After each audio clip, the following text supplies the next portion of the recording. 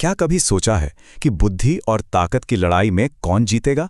आज हम एक ऐसी ही दिलचस्प कहानी में गोता लगाने वाले हैं जहां एक छोटी सी पेंसिल का सामना होता है एक भूखे चूहे से।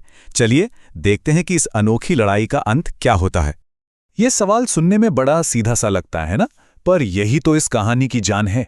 सोचिए, एक पेंसिल जो बेजान है, जो अपनी जगह से हिल भी नहीं सकती, आखिर वो अपनी जान बचाने के लिए कर भी क्या सकती है? बस यही सस्पेंस हमें कहानी में आगे खींचता है। तो कहानी शुरू होती है और हमारे सामने है दो किरदार। एक तरफ है एक भूखा चूहा जो बस अपनी जरूरत पूरी करना चाहता है, और दूसरी तरफ एक मामूली सी पेंसिल। मतलब बिल्कुल अजीब सी जोड़ी है कि नहीं? सोचकर देखिए, कोई इतना भूखा कैसे हो सकता है कि उसे लकड़ी की एक पेंसिल भी खाने की चीज लगने लगे। हमारे चूहे के लिए यही हकीकत है। ये कोई छोटा मोटा स्नैक नहीं है, ये उसके लिए बहुत जरूरी है। और बस यहीं से कहानी का असली ड्रामा शुरू होता है। और बस खेल खत्म होने ही वाला था। पेंसिल अब कैद में है। चूहा उसे घसीटकर अपने बिल में ले जाता है। पेंसिल के लिए तो ये एक बिल्कुल होपलेस सिचुएशन है। बचने का कोई रास्ता दूर दूर तक नजर नहीं आ रहा। उसकी आवाज में जो बेबसी है वो साफ महसूस होती है। वो अपनी जान की भीख मांग रही है, गिड़गिड़ा रही है। ये एक ऐसे कैदी की आखिरी कोशिश है जिसके पास कोई उम्मीद नहीं बची। लेकिन कहानी में यहां एक ट्विस्ट आता है। चूहा उसे सिर्फ भूख की वजह से नहीं, बल्कि अपनी एक जरूरत के कारण कुतरना चाहता है।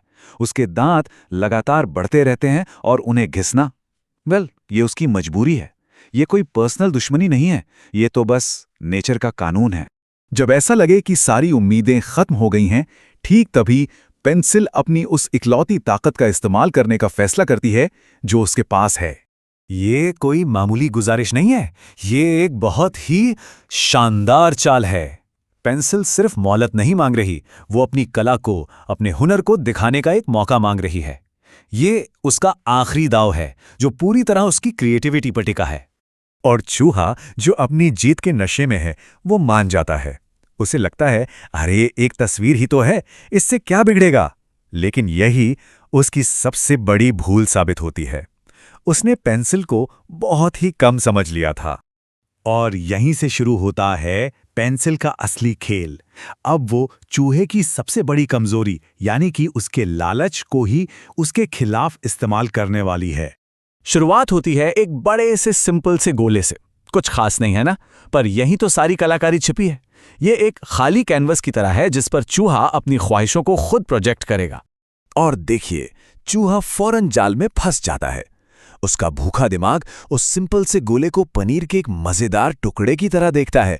पेंसिल सीधे सीधे उसकी भूख से बात कर रही है। पेंसिल उसे इस खेल में उलझाए रखती है। हर नई लाइन के साथ चूहे की उम्मीदें और बढ़ जाती हैं। वो उसे एक ऐसी दुनिया में खींच रही है जो असल में है ही नहीं। ये एक दिमागी खेल है। चूहा अब पूरी तरह से अपने लालच के काबू में है। वो इतना बेसब्र हो चुका है कि उसे ये दिख ही नहीं रहा कि तस्वीर असल में क्या बन रही है, और यही लालच उसकी हार की वजह बनेगा। और अब वो पल आता है जब सारा खेल पलट जाता है। वो पल जब भ्रम टूटता है और डरावनी सच्चाई सामने आती है। सिर्फ दो छोटे छोटे त्रिकोण और बस सारा नजारा बदल जाता है। लालच की जगह अब डर ने ले ली है। चूहे को पहली बार एहसास होता है कि उसके साथ धोखा हुआ है। ये कोई खाना नहीं, ये तो उसका सबसे बुरा सपना है। लेकिन पेंसिल रुकी नहीं। एक के बाद एक, लंबी लंबी मूछें, फिर एक मुंह। हर नई लाइन के साथ डर और बढ़ता जाता है, और आखिर में चूहे का सामना होता है अपने सबसे बड़े दुश्मन की एक जीती जागती तस्वीर से। ये सिर्फ एक चीख नहीं है, ये तो हार मान लेने जैसा है। पेंसिल की कला इतनी पावरफुल है कि वो चूहे के लिए हकीकत बन गई है। और इसी के साथ लड़ाई खत्म। चूहा एक तस्वीर से डरकर भाग जाता है। पेंसिल ने बिना हाथ पैर हिलाए सिर्फ अपनी बुद्धि और क्रिएटिविटी के दम पर जंग जीत ली है। तो इस छोटी सी प्यारी सी कहानी से हमें सीखने को क्या मिलता है? ये सिर्फ एक चूहे और पेंसिल की कहानी नहीं है, इसमें कुछ बहुत गहरे सबक छुपे हैं। सबसे बड़ी बात जो यहां समझ आती है वो ये है कि असली ताकत में नहीं बल्कि सामने वाले को समझने में है। पेंसिल ने चूहे की भूख को समझा, उसके लालच को समझा, और उसी को एक हथियार की तरह इस्तेमाल कर लिया। ये एक शतरंज की बाजी थी और पेंसिल ने एक ग्रैंड मास्टर की तरह चाल चली। कहानी हमें इस आखिरी मजेदार सवाल के साथ छोड़ जाती है, ये हमें याद दिलाती है कि हकीकत अक्सर हमारे देखने के नजरिए पर टिकी होती है। जो चीज़ एक के लिए स्वादिष्ट खाना है, वही दूसरे के लिए एक खौफनाक खतरा हो सकती है। सब बस देखने का तरीका ही तो है ना?